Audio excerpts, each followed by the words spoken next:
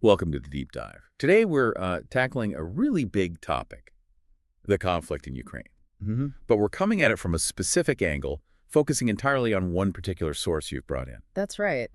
This text, it offers a very distinct perspective. It puts a lot of emphasis on the role it argues the United States and its allies have played and, the huge global risks it sees emerging from that. So our mission today is really just to unpack this source. We want to pull out its main arguments, get a handle on the viewpoint it's offering, and just lay it out clearly for you, the listener. And fair warning, it makes some pretty bold claims. Yeah, definitely provocative. It presents a narrative that, let's say, pushes against a lot of the views you might hear elsewhere. Okay, let's get into it. Where does the source begin? How does it describe the current state of things? Well, it starts by noting the conflict's been going on for 3 years, according to its timeline. And it makes this point that, peace talks are supposedly happening, like in Turkey. But at the same time, the attacks, the actual fighting, it's still very much ongoing. And it gives specifics, right? I remember reading about drone strikes. It does, yeah. It mentions Ukrainian planned drone strikes, claiming they reached something like 4,500 kilometers inside Russian territory. Wow, that's deep. And the source talks about the damage. Yes, it cites claims from Ukrainian sources and global media saying these strikes took out Russian military airfields, destroyed a lot of fighter jets.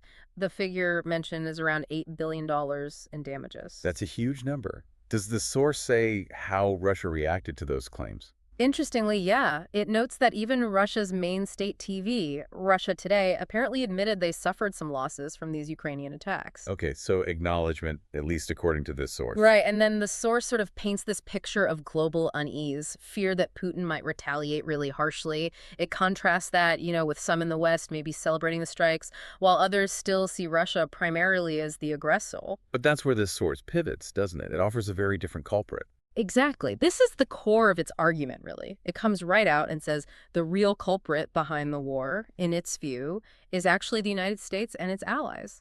Okay, that's a strong claim. How does it back that up? What's the reasoning? Well, the text portrays the U.S. as a place where weapon manufacturers have a lot of influence and make huge profits from conflicts around the world. Right. The idea that war is good for business, basically.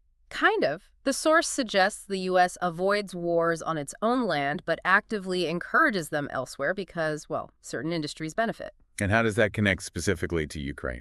The source argues the U.S. and allies come out as the biggest winners here because they're sending all this money and weaponry to Ukraine. The text sees this as a way to fight Russia indirectly, to weaken it without putting their own troops on the line. I see. And the source suggests Putin is aware of this. Yes, it claims Putin understands this dynamic, and that his goal in trying to control Ukraine is specifically to stop it becoming this sort of Western-backed military outpost right on Russia's doorstep. To support this view, the source dives into history, right?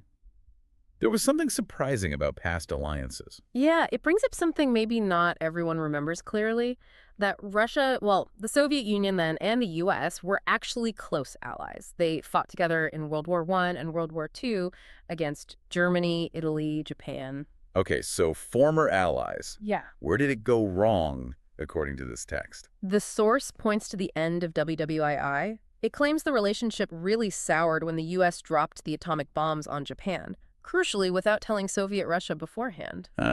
And that led to?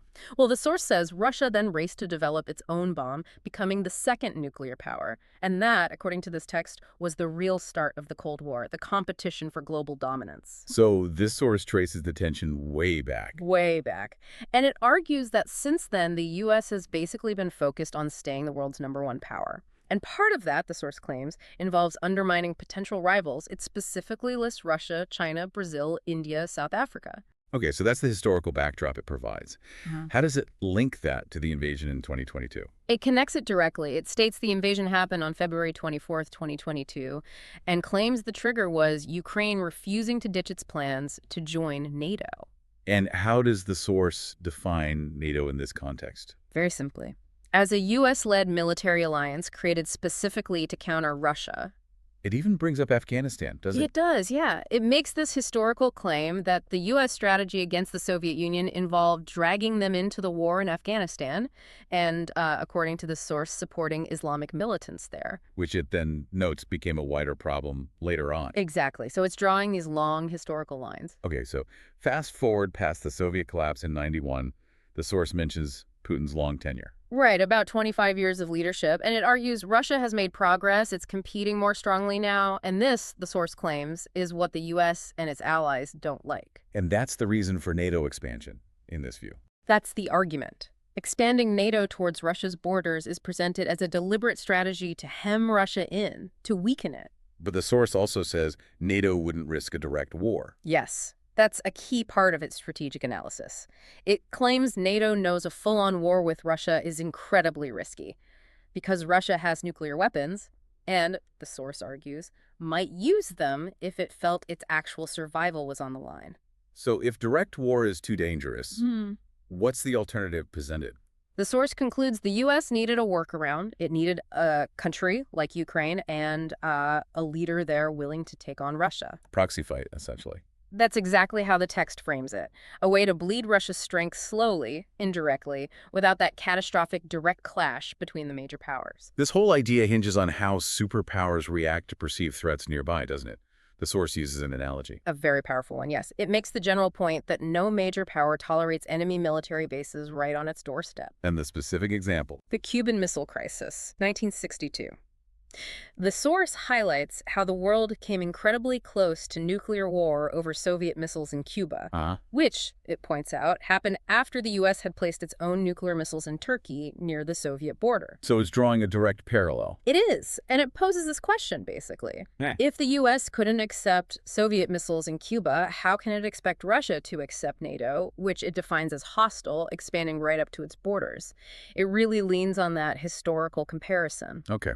So turning to the conflict itself, since 2022, what kind of picture does the source paint the situation on the ground? It's pretty grim, according to this text. It claims the U.S. has essentially used Ukraine to try and break Russia, but it says despite massive sanctions, Russia, under Putin, is still fighting. And Russia's actions? The source mentions Russia capturing 4 regions of Ukraine and inflicting, it says, heavy casualties on Ukrainian forces. But the description of Ukraine itself is particularly bleak, isn't it?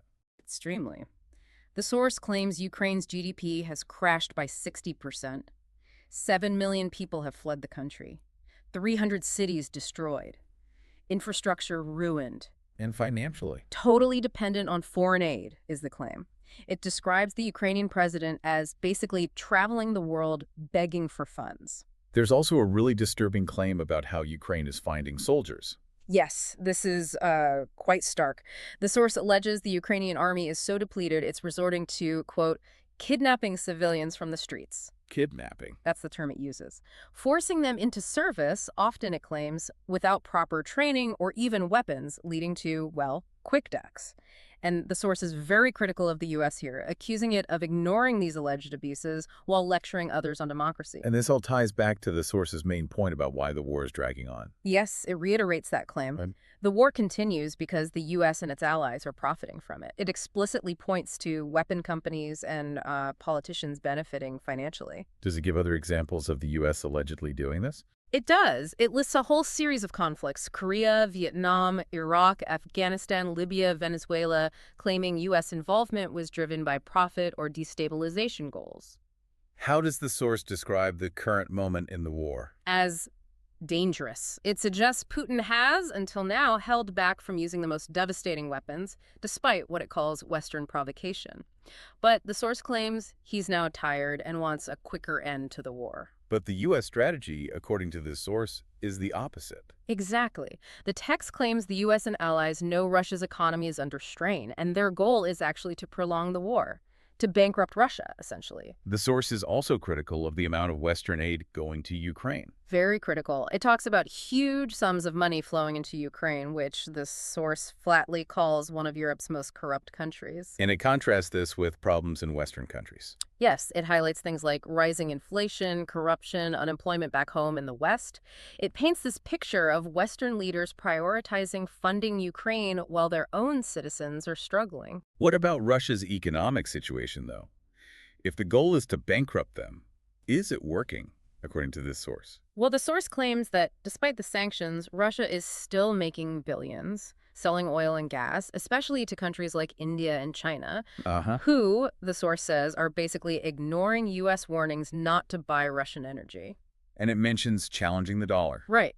It points to Russia trying to trade in other currencies, promoting this idea of a BRICS currency as moves to undermine the US dollar's global dominance. The source also makes claims about specific Western leaders' actions, doesn't it? Like Trump. Yes, it alleges that former President Trump, while publicly calling for peace, was secretly still sending weapons and money to Ukraine, aiming to weaken Russia. And other European leaders. It claims Britain, France, and Germany are also pushing for the fighting to continue. That's the assertion made in the text. So the overall tone towards the end is pretty alarming. Extremely. The source explicitly states it wouldn't be surprising if this whole thing escalates into World War III. It describes a divided world. Yes, basically two camps, one led by the U.S. and its allies, the other by Russia and what it terms non-Western nations. And the stakes. Nuclear annihilation, essentially. The source emphasizes both sides have incredibly powerful weapons. It warns that a nuclear war could literally, in its words, wipe out humanity. Wow. And the source's final word. Its closing judgment. It's blunt. It concludes that the U.S. and its allies should feel, quote, immense shame for, as it alleges, fueling this war and pushing the world towards potential global destruction. That's the very strong concluding statement from this particular source. Okay. So we've just walked through the arguments of this specific source you shared. Its core message, just to sum up, is that the U.S. and allies are presented as the main drivers of the Ukraine conflict, motivated, it claims, by profit and power, using Ukraine as a proxy, and dangerously raising global risks. And it's so crucial, really, for everyone listening to remember what we've laid out is one specific viewpoint from one single source. It's just one interpretation of events that are incredibly complex and still unfolding. Absolutely essential point. But exploring this perspective, it does raise some big questions, doesn't it? Thinking about the historical parallels the source uses, like Cuba. What does this particular viewpoint suggest about how major powers perceive threats close to home? And how might that perception, as described here, shape or maybe even complicate the search for peace? It definitely highlights the need to look at this whole situation from many angles, doesn't it? To gather information from diverse sources to try and build your own, more complete understanding.